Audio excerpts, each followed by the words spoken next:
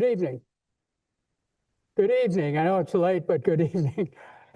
When Catherine Bates wrote America the Beautiful in 1893, one of the lines that is quite memorable relates directly to Kurt Weldon.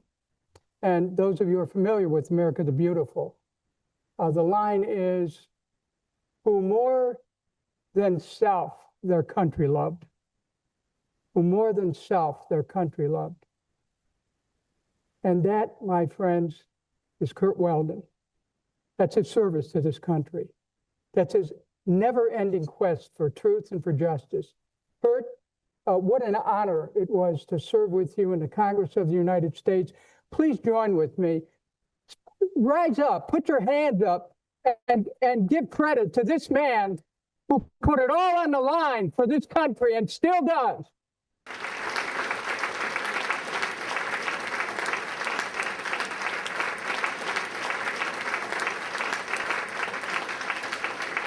Okay, I get to make a personal introduction here.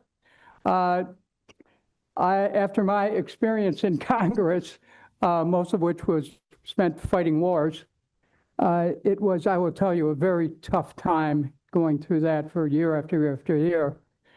And one person who helped me make it through it is here tonight. I want to introduce the one and only Elizabeth Kucinich, my wife. She's hiding in the corner there. Elizabeth, you want to stand up, please, so people can see you? Thank you. Thank you, Elizabeth. And thank you. Before I begin, remarks I'd actually prepared for this occasion, because this is the first time since 9/11 that I've actually kind of created a synthesis that I wanted to share with what I think is a group that's emerging as one of the most formidable groups for truth in this country.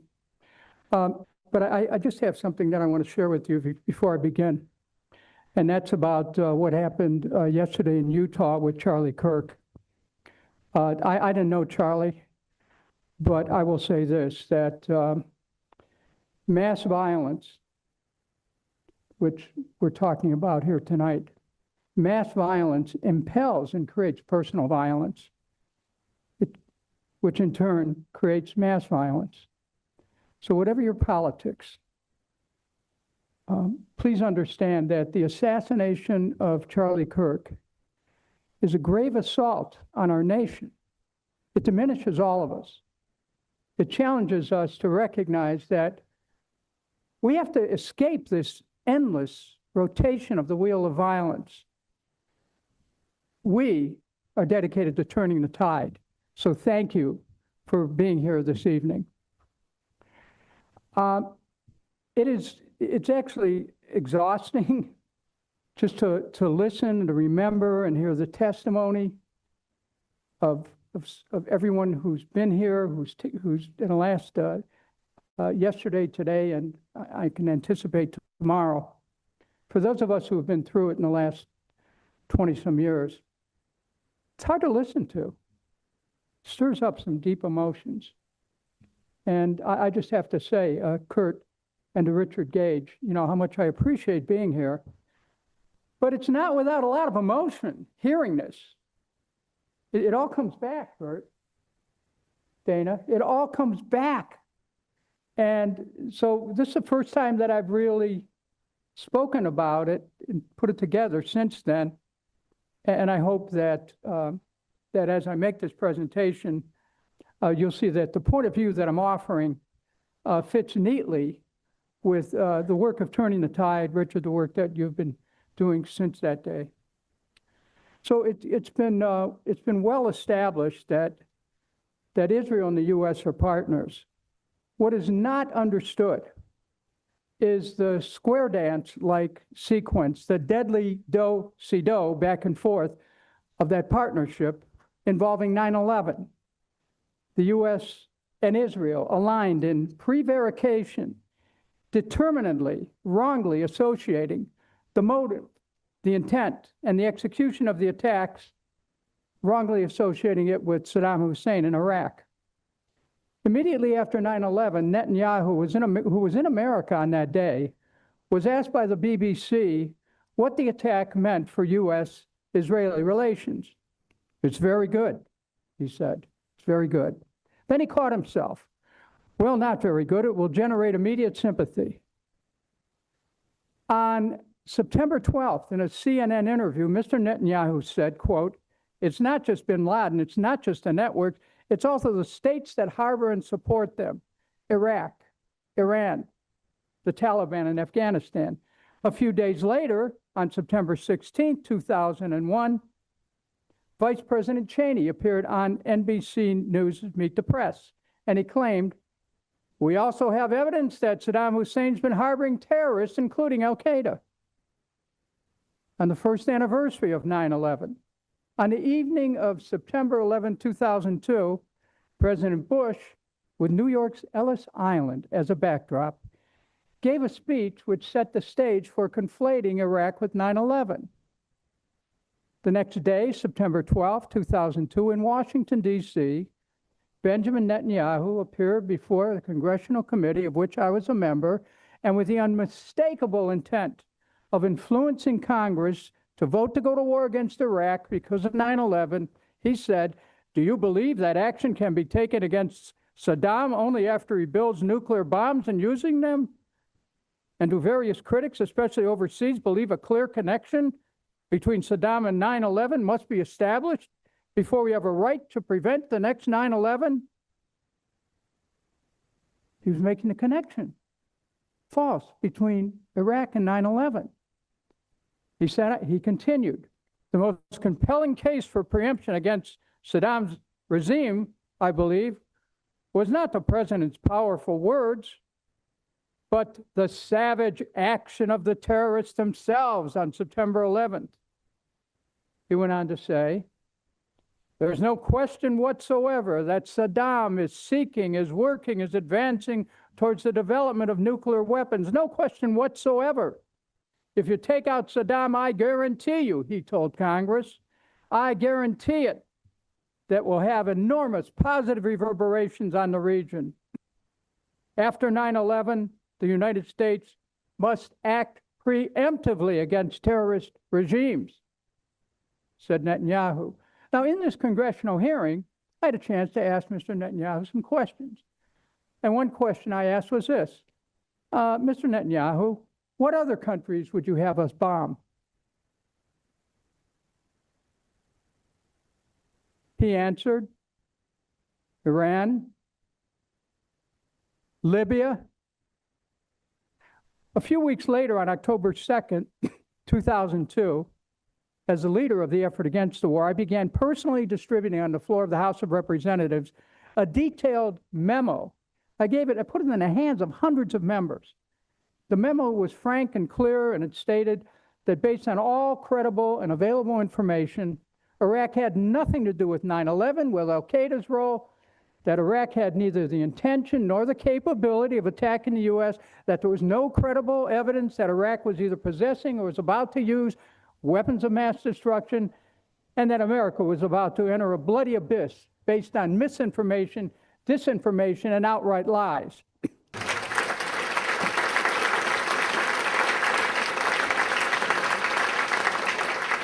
On October 7, 2002, President Bush spoke in Cincinnati proclaiming, "We've learned that Iraq has trained al-Qaeda members in bomb making and poisons and deadly gases."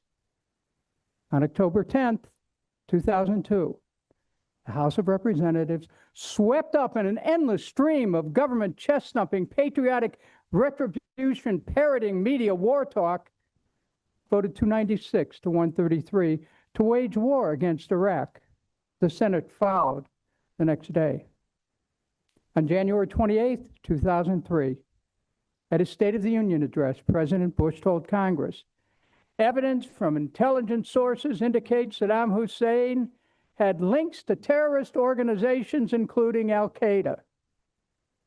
On February 5th, 2003, General Colin Powell, the U.S. Secretary of State, in an appearance before the United Nations Security Council, we all remember it,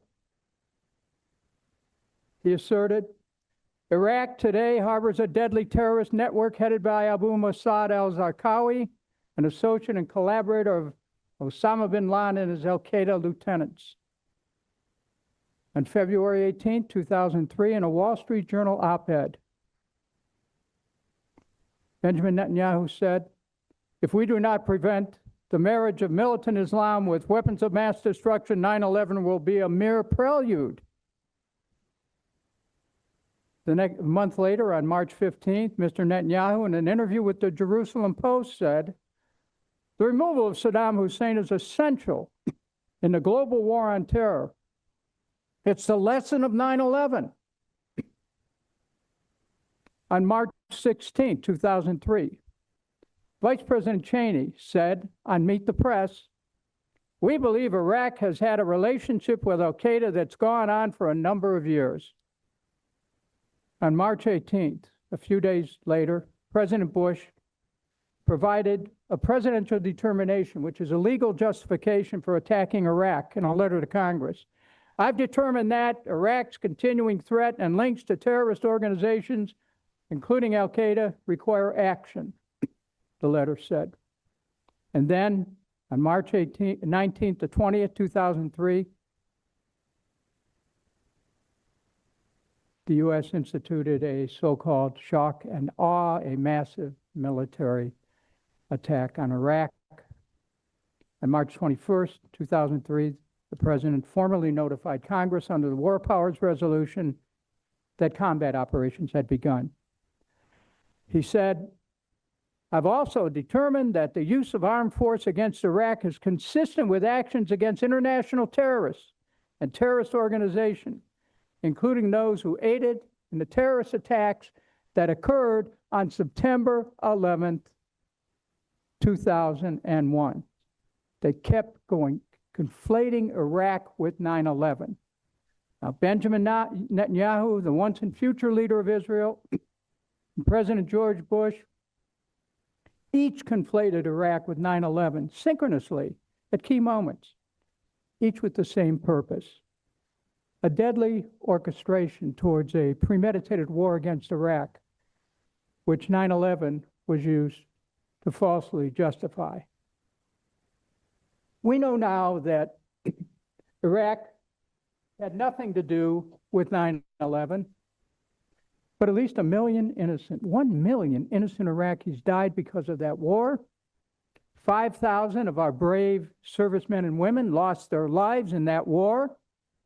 Our economy suffered greatly, at least $5 trillion in cost.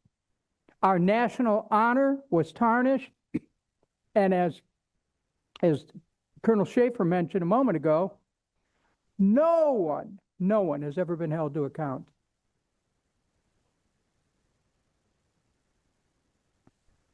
However, several presidential candidates were even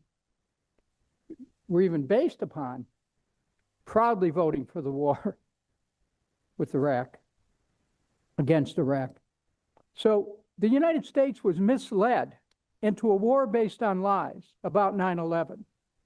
And despite, or Richard, perhaps because of the report of the 9/11 Commission, many questions remain unanswered.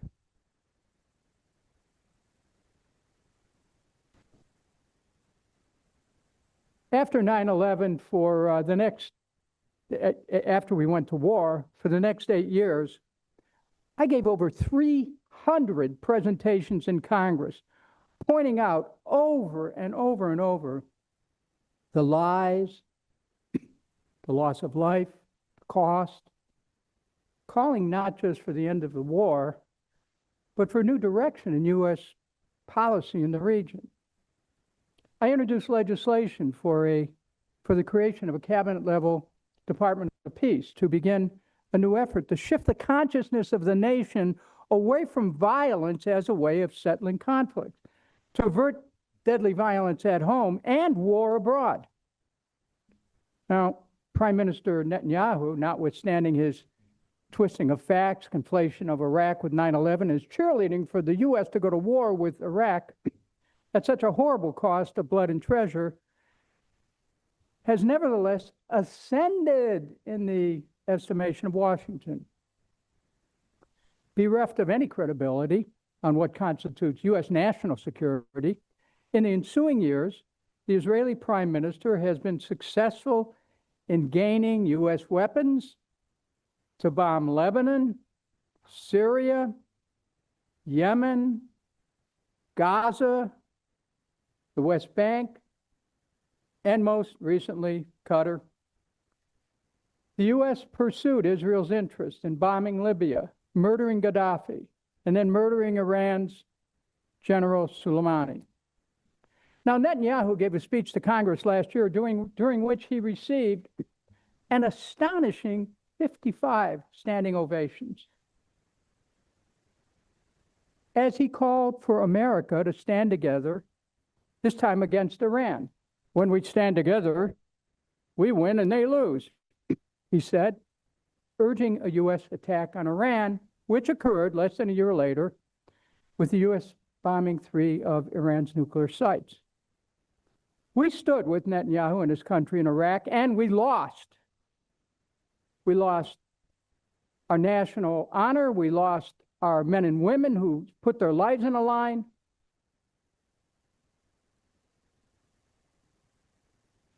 A second attack on Iran looms, which could well precipitate World War III. When we stand together in illegal aggression, we all lose. Now, Israel has often complained that it has no one to negotiate with to bring an end to conflicts or fend off future wars. They make sure of it. For those interested in peaceful negotiations, meetings arranged by the U.S. supposedly to reach an agreement with Iran or with Hamas and Qatar end up being traps, opportunities for Israel to kill the negotiators. Venezuela recently was more likely the target of an attack on its boat in international waters, killing 11 people, not because of a new U.S. interest in anti-illegal drug efforts, but most likely because Venezuela does not support the genocide happening in Gaza under the Netanyahu government. It's noteworthy that the U.S. imposed sanctions on the International Criminal Court and Francesca Albanese, Special UN Rapporteur on the rights of the Palestinian territory, just for calling out Israel and its inhumanity. America has forgotten the lessons of 9/11 as to who we can and can't trust with respect to international policy, and it is affecting us here at home. Domestically, our constitutionally guaranteed rights under the First Amendment, freedom of speech, under attack. Academia has been published for dissent about genocide, universities dealt heavy fines, students expelled, all in the name of enforcing a narrowly redefined anti-Semitism as a way to deflect protests against the Israeli government's policies of theft of Palestinian land, ethnic cleansing, starvation, genocide, all with the tacit approval and funding of the United States of America, and it's wrong.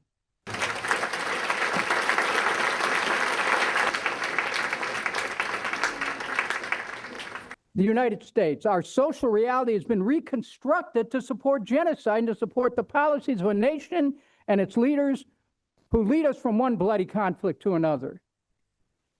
The U.S. may protect Israel with its veto in the Security Council, but it cannot protect it from the hundreds of millions of people worldwide who are not misled, who know wrong when they see it, and condemn murder for what it is.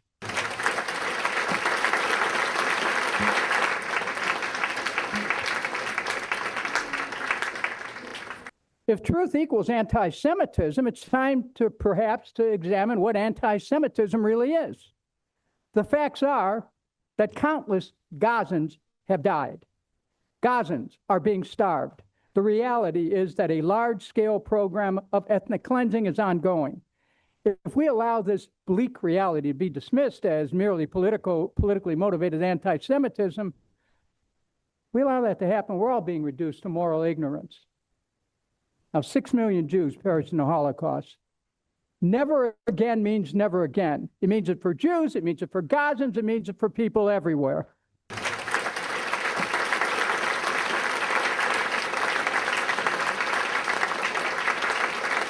Israel cannot survive the contradiction of having a history of such immense suffering and inhumanity inflicted upon Jews by the Nazis, only to see its own country stand accused before the world of murderous crimes which recall the Nazi era.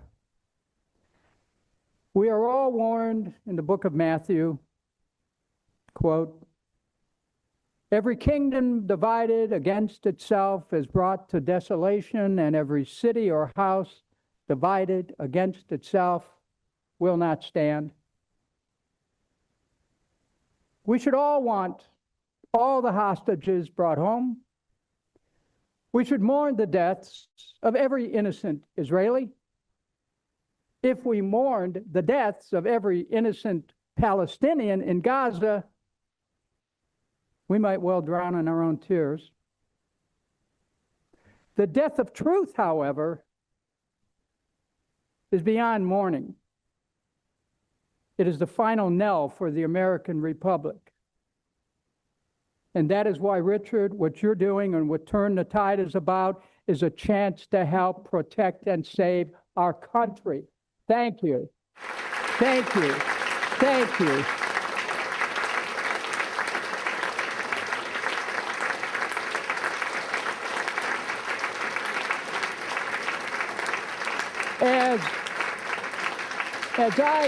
As I conclude, I want to ask this question.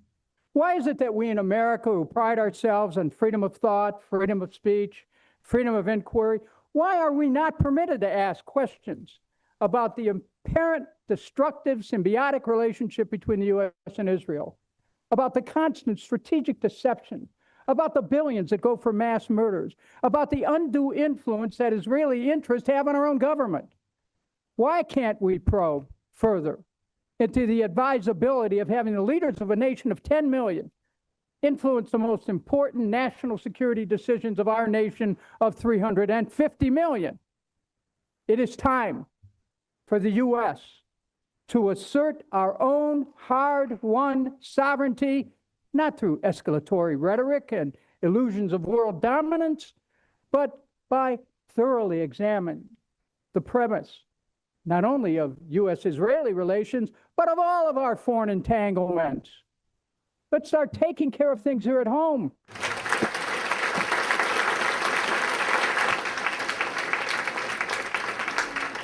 I do not believe that the people of the United States support stealing people's homes. I do not believe that today's Americans support the theft of people's lands. I do not believe Americans want to starve people or want to murder children or want to see their tax dollars support genocide. We do have serious political differences in America, which outside elements exploit. We know that. The polarization and the partisanship, which is evident, cause us to lose sight of what unites us.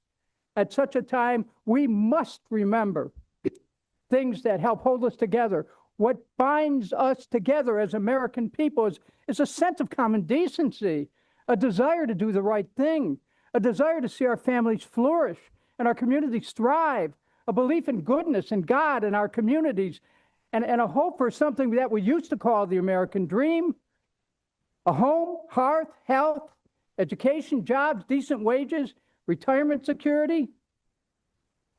We cannot hope to attain this unless we're truly free and independent, with no permanent friends or foes, just the permanent social and economic interests of the American people as our first commitment and as our highest fiduciary responsibility. As we strive, we must remember who misled us into war against Iraq over 9/11 and be thoroughly cautious. Thanks again, Richard, Kurt, and all of you here, to Turning the Tide, and those who know that we do not fear asking the deeper questions that followed the events of 9/11/2001, 24 years ago. Everything that we're told about 9/11, which was instrumental in leading us to attack Iraq, has been proven to be a lie. Accordingly, we have a clear right and an obligation to search for answers to the fundamental question about the planning of 9/11, its execution, the physical effects, the structural consequences when the planes hit the World Trade Center.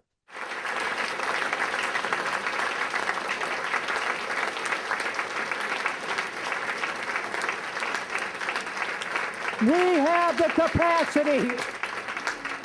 We have the capacity to learn the truth about 9/11, about the motivations, about whose interests were being served, about the phenomena like the collapse of Building 7 in New York City, about the lies that took us into war, about the lies that kept us in war, about the lies which even now build a war consciousness so ubiquitous that for the first time since the Civil War, an American city has been threatened by our own government with war.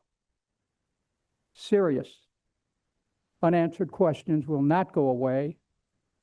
The conspiracy, if there was one, was against the truth and against the American people. So let us continue with a limitless quest for answers. Fear not drawing conclusions that shake the foundations of this country, because truth is the path to national reconciliation. Truth is the path to bind up our wounds. Never has there been a time in the history of America where the quest for defining truth is of such importance.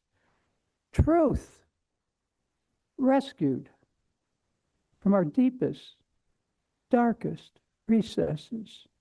Truth, facing our deepest fears. Truth, liberating a nation tired of being told lies by people in high places with low motives. The Bible says, "You shall know the truth, and the truth shall set you free." So, my dear friends, let us fearlessly march through the fog of disinformation, misinformation, manufactured intelligence, and psyops. We move forward dauntlessly towards an uplit path. Thank you.